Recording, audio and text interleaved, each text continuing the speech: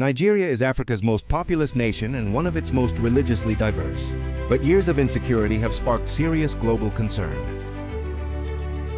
Christian communities report widespread attacks and displacement. Human rights groups raise alarms, and the United States has been drawn into the conversation. Is this a case of religious persecution, a security failure, or a complex crisis shaped by politics, power, and policy? To understand the truth, we must examine what is happening and how the United States has responded. This is the Political Archive. Nigeria is Africa's most populous country. It is rich in culture, religion, and diversity. But for more than a decade, Nigeria has also been at the center of a growing international debate. A debate about violence, insecurity, and the protection of religious communities. Among the most discussed issues is the claim that Christians in Nigeria are facing targeted violence. This has drawn the attention of global human rights groups, foreign governments, and especially the United States. So what exactly is happening, and how has the United States responded?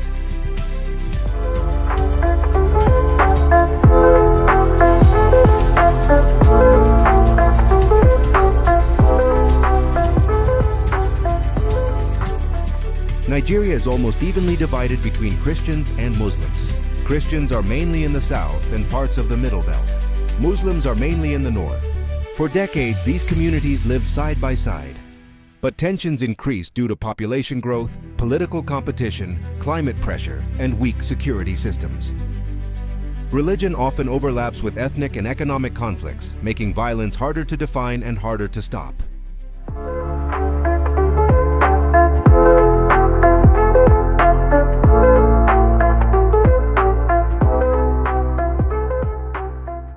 One of the biggest security threats in Nigeria is Boko Haram, an extremist group that emerged in the northeast in the late 2000s. Boko Haram has attacked churches, mosques, schools, and villages. Their victims include Christians, Muslims, and traditional communities. Another major threat comes from armed bandit groups and some herder-farmer conflicts, especially in the Middle Belt. Many Christian communities say they are disproportionately affected.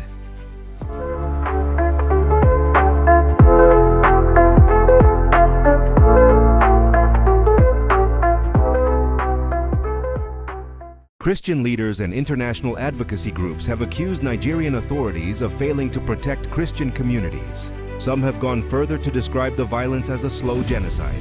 These claims are controversial. While there is clear evidence of mass killings and displacement, international bodies disagree on whether the violence meets the legal definition of genocide. Still, the scale of suffering is undeniable.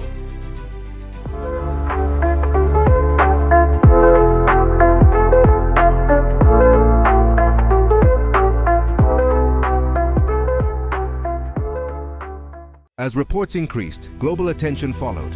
Human rights organizations began documenting attacks. Church groups in the United States started lobbying lawmakers. Is Nigeria failing to protect religious freedom? And should the United States intervene?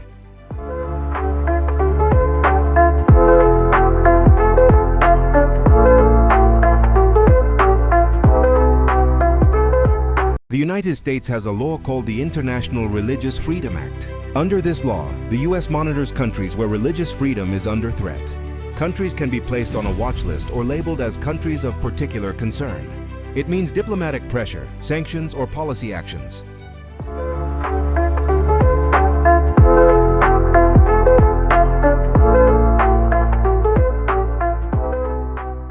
In 2020, the U.S. placed Nigeria on the countries of particular concern list. This decision was based on reports of religious violence and government inaction. Nigerian officials strongly rejected the label, arguing that the conflict was about security, not religion. In 2021, Nigeria was later removed from the list, a move that sparked backlash from U.S. lawmakers and advocacy groups.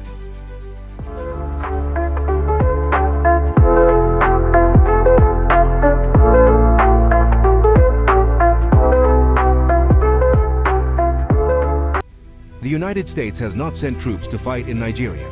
Instead, U.S. involvement includes diplomatic engagement with Nigerian leaders, security training and intelligence support, humanitarian aid for displaced persons, pressure through reports and hearings in Congress.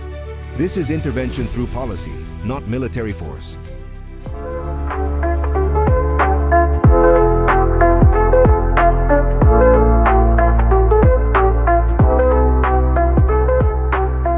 One of the most debated U.S. actions was approving weapons sales to Nigeria.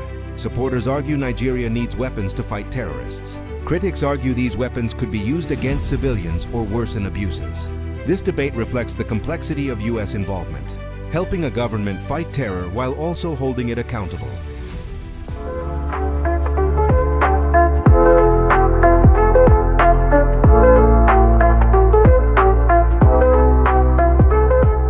Christian organizations in the United States play a major role in shaping the narrative.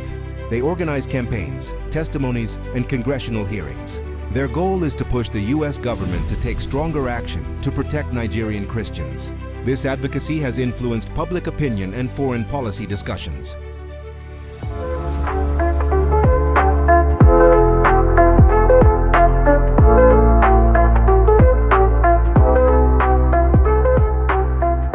The Nigerian government denies targeting Christians. Officials argue that insecurity affects everyone regardless of religion. They point to military operations against Boko Haram and bandits. However, critics say justice is slow and attackers are rarely prosecuted. This fuels distrust and international criticism.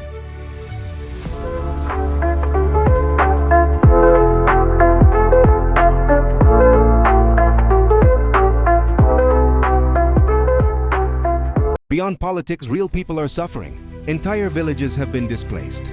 Families have lost homes, farms, and loved ones.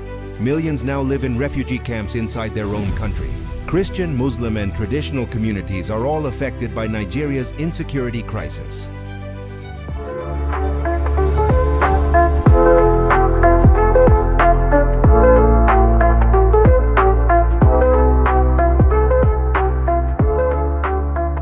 The word genocide carries legal and moral weight. Some groups use it to express urgency and scale. Others caution that misuse weakens international law. What is clear is this: Nigeria faces a severe humanitarian and security crisis that demands global attention.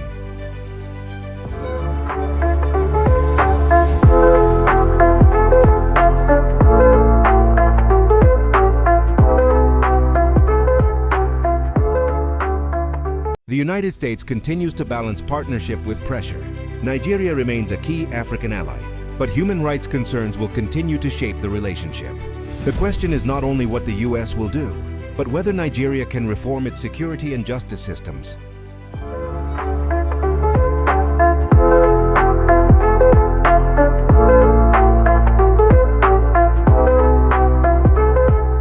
The story of violence in Nigeria is complex. It is not just about religion. It is about governance, security, climate stress, and accountability. U.S. intervention is real, but it is political and diplomatic, not military. And until lasting peace is achieved, the world will keep watching.